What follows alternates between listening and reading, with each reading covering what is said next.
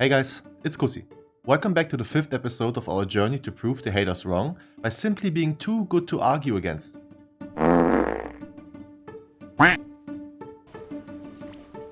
Bruh. Well, not quite yet, but we are improving in a quick fashion without a shadow of a doubt. While in the last episode we experienced an issue within Throne of Tides that totally cost us the key, and no, we absolutely did not mess it up already after wiping twice. We also finished the second week of our challenge with a score of 2192, an item level of 463 and the fat vault that I showed you at the end, but don't worry, it was so beautiful I will show it to you again. As well in this episode, besides the mentioned review of our vault, we will witness the third week with new affixes to play, some fat damage and actually attempt our first heroic raid. Also, I will give you an experience that I would consider the worst key or the most unorganized key I've ever done, which means you will see some certified suffering. And because I feel like this episode is not stacked enough yet, we got plus 20s baby, more than just one. So you better prepare some wet wipes cause this is about to get sloppy. As I mentioned earlier, the outcome of last episode became nothing short of a fever dream when it comes to its resulting vault. 2 myth-track options in a dungeon bracket, but it turns out the Shining Star was one of the normal raid items we had as choices. We seriously got the damn Ashes of the Ember Soul from this.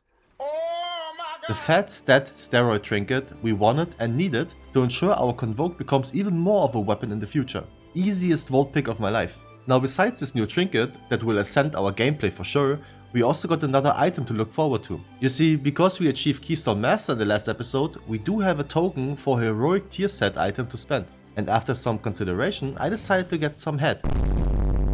A head item I mean. Sorry, English isn't my first language. Bruh. Furthermore, upgrading the item level of some of our items as well as... That's right baby, first 486 item crafted and I went with the necklace because of those 3 jump slots. Extra stats always mean extra pew pew, and after all of those enhancements to our gear, we are rocking an item level of 467. So without further ado, let's start the grind. Right from the beginning I could tell that this week is going to be great. You know why? No Throne of Tides key from the vault. That's a win in my book, so our first destination is Val'sharah, Dark Heart ticket on a plus 18. Now because it is a brand new week to conquer, we gotta talk about the new affixes to come.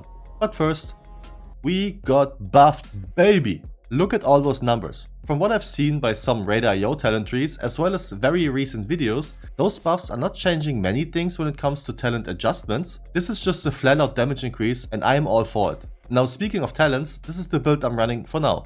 Because of our new 2-minute on use trinket, I stepped away from the 1-minute Convoke with sad feelings, but I was willing to give it a shot. Besides that, because of the 25% buff to Rampant Ferocity, I decided to also try it out. Other than that, this week Hibernate will play a role to come. Okay, let's also talk about affixes, so we all know what to expect. Because we just ended on Tyrannical Week, Fortified is back with a vengeance. And to assist it, we got the other new affix that got introduced this expansion, Incorporeal. Similar to Afflicted, this one spawns up to 2 spirits that need to be CC'd with a long duration crowd control.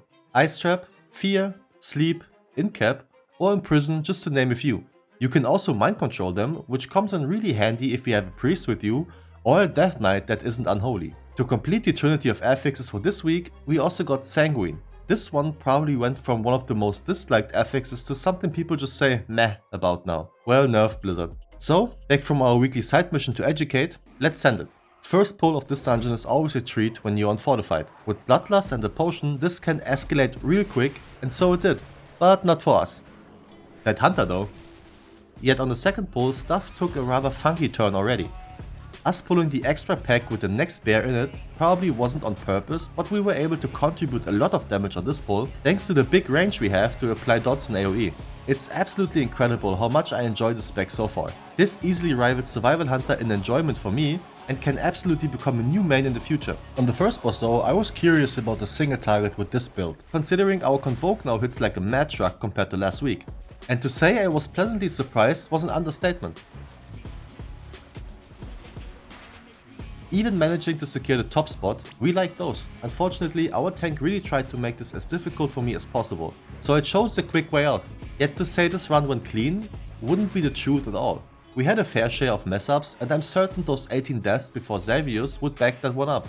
But still, all of those issues happened before Barkboy, so once we dealt with them, we were able to finish this in the end. Not pretty, but effective. So we take this as a solid warm-up key for this week, as well as we take those cheeky crit mastery risks. We start as strong as we finished last episode. Next up was a Taldazar, and because absolutely no one queued for the plus 19 we gotten, I lowered it to 18 in an attempt to 2-chest it for a proper 20 afterwards. And I can honestly say that I slowly start to understand why people saying that this is an easy key. No issues whatsoever. I even complained about them doing too much damage because my CDs were just always out of sync. They usually got up mid-pull instead of in between pulls. But if they actually were already on pull, we were able to pull out some numbers for sure. Well, plus 3, 23 score to a maximum amount of 2263, and with a plus 21 key in our bag that has to wait for now. Alright, we also got loot again. Look at that. Unfortunately, this one isn't of use for us at this point in time. Next, I really tried to get myself into a heroic raid. Surely someone will be kind enough to give this kitty a chance. I didn't recall it, but I spent about 25-ish minutes applying to every damn fresh ID raid until I finally got a chance to shine. Mind you, I could have used the ahead of the curve achievement to potentially increase my chances, but since this would be against the rules of this challenge, I simply put in the application note that I cleared it multiple times, which doesn't necessarily have to be true at all. I didn't know what to expect from our contribution in raids, since I don't really do them much often. But would you look at this? We are beaming. But second boss, Dirt Nap. Guess there are some things that are permanent with this channel. Unfortunately, we still didn't get any items to show for, even after killing the hentai worm. But what we did get though was an ass whooping. Laroda not only wiped us once, but twice, leading me to run a Droptimizer on raid bots for potential upgrades from this heroic run. And because there wasn't a big upgrade, I just called it a day and dipped as well. Did I mention that I don't really like raiding that much? Getting back to the fun stuff, we did get a plus 21 key earlier, but it just feels wrong to just jump over the Covenant plus 20 mark, so I lowered it by 1. Everbloom was the place to be right now, and boy was I ready for that one. 3rd week already and we still didn't get the branch from this key. This seems rigged for sure, and for the 2nd episode in a row, this one was destined to be a first for our series. But more on that later. This one started with me trying to pep talk our marksman hunter, telling him that I purposely chose him over the BM hunters that applied, which is actually true. He asked us to tell him when to use last, and the tank replied with first pull. Let's see how that will work out.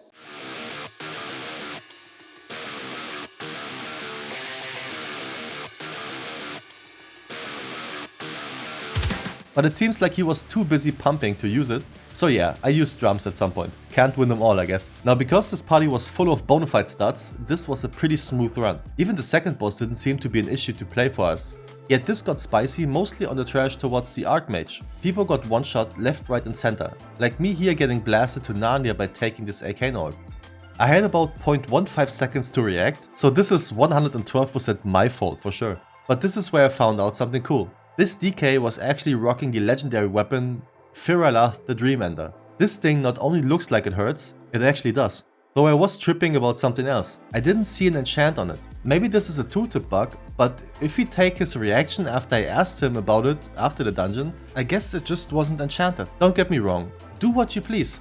For me personally, it just felt a bit off that you spend this much gold for a weapon and then don't use a free Death Knight enchant on it. Now besides farming about 50% of our deaths between the 2nd and the 3rd boss, we made quick work of Archmage Soul, as well as Yalnu, to finish our first plus 20 key. And just like on the Affliction Warlock, it's the Everbloom. Oh, and do you remember when I said I didn't get the branch trinket yet? Well, psych! I still didn't get it. Bet you thought I did. 101 score to our name for this puppy, and here's the reaction from the DK after I asked if the missing enchant is a bugged tooltip. He just caps locked me twisting nether style, trash talked me that he still did more damage. This man had 488 equipped, 20 item level above me. Doesn't look like it's that much considering the gear gap. But we move on and we attempt yet another big key. Murozon's Rise is next in line, and again, I lowered this one by 1. However, I absolutely did try to find a party for the 21. Yet I reckon people didn't believe in me, so they choose not to apply. And as like every bad experience, this started off with a sign. That's the weapon of my tank, but at least it's enchanted. Hashtag progress. Granted, this one will be a tiny spoiler, the DK's weapon was not our downfall. Now this started off fine, just a handful of deaths before arriving at the central area of the dungeon, but it's here where some bad things started. For once, the AoE of the big drakes hurt like hell. After that, I won't really complain, because we pulled proper sizes until the tank got clapped while even doing 300k HPS, Jesus Christ. But this is where the problem started. You see, this mob, this one we didn't kill yet, remember the name. Clearing the tank in the war zone, we ran into some more issues, besides the fellow German gamer being passive aggressive pretty early on. Healer gets blasted, Boomkin flops over 2, and the healer declined the CR to release. Not sure what that is about, but it's really bad considering we actually managed to recover even with 2 incorporeal stacks running. But without a healer, it was always just a matter of time for me to drop down too. So I also released. Now here's where that one mob comes into play.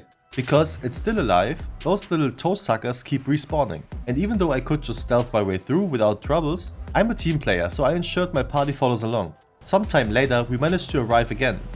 Well, everyone besides the dragon. Apparently he was still stuck there, because he died again, close to the fighting area, and decided it's a smart idea to release again, knowing what that would mean for him. Not really sure what to say about that. Then he also decided to use his decision making against us by threatening a group quit if we don't help him. So I died again in a stupid fashion, but I also released to help him get back into the fray. But when we arrived at the timeless battlefield again, the rest of the gang actually went back to kill the final mob that has made this really annoying so far. This is so insanely unorganized and I'm thinking to myself, this is way too stressful to be a plus 20.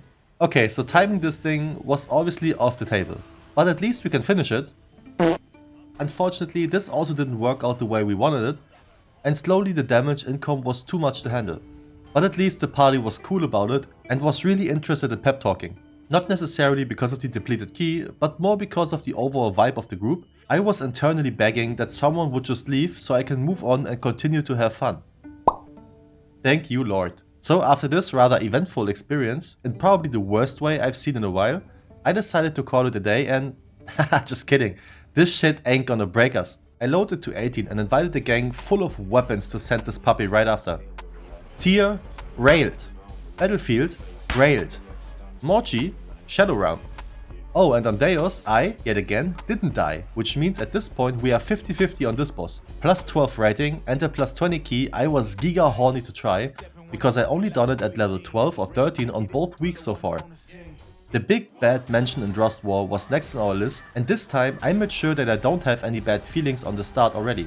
First pull went silky smooth with the topping of 500k, maybe for the first time in this series as well. And even the first boss didn't prove to be much of an issue, even though I'd like to think that our overall DPS here was a bit lacking. But it's not tyrannical, so the trash damage matters more, surely. Everything went as you would expect, up until our tank pulled out the trash from Dr. Pictit's room, where he accidentally pulled the dog himself with one of his shield bounces. Unlucky. But with this unfortunate mispull, the funky stuff started.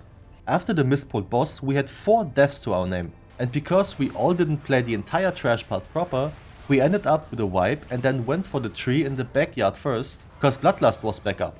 Now here I'm not 100% sure when I say the following, but I'm pretty sure not pulling the boss through the fire affects the entire party.